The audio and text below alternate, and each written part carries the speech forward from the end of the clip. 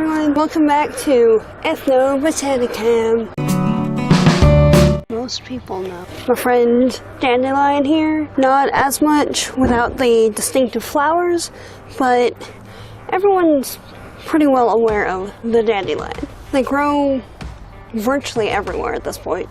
They're native to North America, Asia, and Europe, but due to trade and shipping, they've kind of expanded to the southern hemisphere too. They tend to pop up in the middle of lawns and cracks, like you see here, and are just generally in sort of pesky places that people don't tend to want weeds to be. What you might not know is how good they are, though. Today we're exploring 6 interesting facts about dandelions. So, let's go.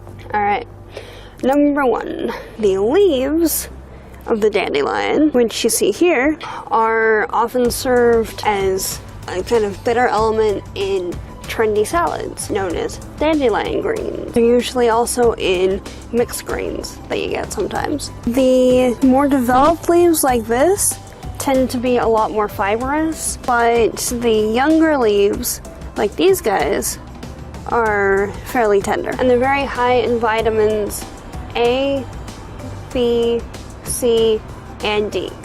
So there's 4 big ones. Number 2.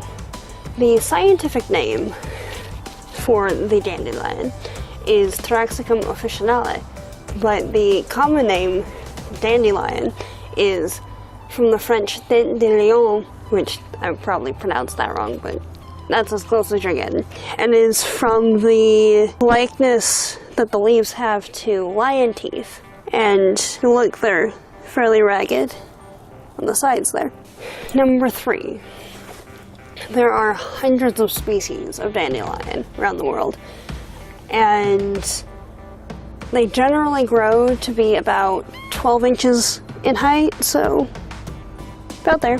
They're known for having heavily lobed leaves that are toothed, because this is all one leaf, and they're connected here, as you can kind of see, where this is the main vein, and it kind of curves in here to the next lobe, and each of these is heavily toothed. They're known for the bright yellow flowers that, because it's kind of dusk now, they've closed up a bit, but there's going to be a picture here of what it looks like in the daytime, and they all have a very strong taproot.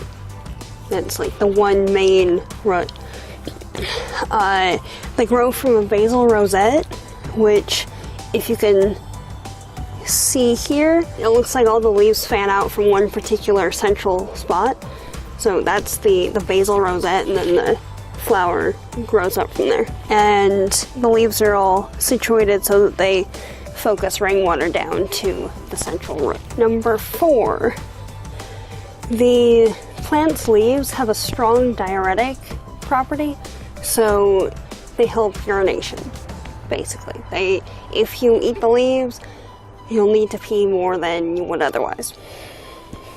Sometimes you need to. And in addition to assisting the production of urine, it helps flush toxins out of your system, so if you're feeling ill, that's a good thing. It helps you feel better faster. The flower is eaten as an antioxidant, and the roots have a detoxifying effect and help the liver and gallbladder. Also known to assist, and I'm going to read this part just because there's so many. It's also known to assist diabetes, the kidneys, liver, bones, urinary disorders, general skincare, acne, weight loss, cancer, jaundice, gallbladder disorders, constipation, anemia, high blood pressure, digestion, and scurvy. Now with that, everyone's system is different, so if you have a particular situation happening, I highly recommend consulting a trained professional, not just watching this and then going to do something. Number 5, the warning section. Okay, if you have certain conditions, especially but just in general, especially if you don't really know what you're doing, talk to somebody who is a trained professional, at least in herbalism, ideally in herbalism and in like general practice medicine. There's things like because it is a very good remedy for a lot of things, but there can be interactions, especially if you're already taking something. So if you're diabetic and you're already taking a sugar reducer, having dandelion in your system, which is also a sugar reducer, could cause hypoglycemia, which is really bad and could cause some serious reactions. It's also sometimes known to cause contact dermatitis, so like what I was doing, touching the leaves,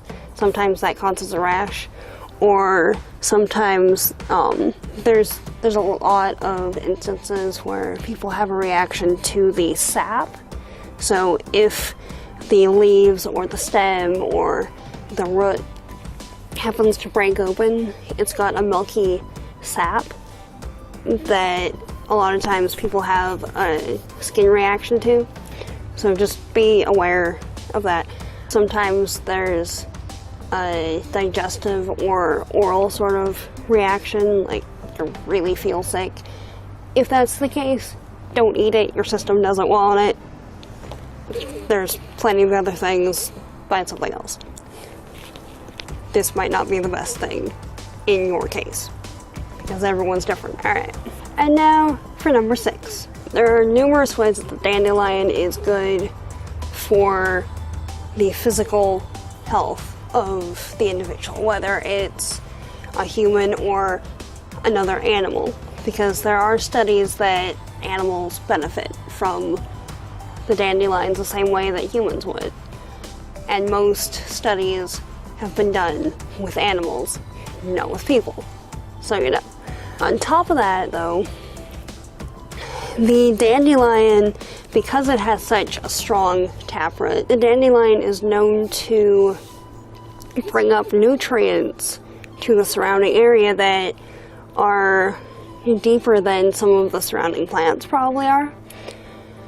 So if you see them in like a garden setting, they're very good for the garden environment because they help replenish the soil with the nutrients that some other plants might be consuming from it. So I've probably forgotten some points, so if you know of anything else that I've just blanked on, feel free to leave a comment below. If you would like to subscribe, I'd really appreciate it. You can tap the button here. If you want to check out my DIY videos, the link is over here, or the other random videos over here. There's some political stuff that just got uploaded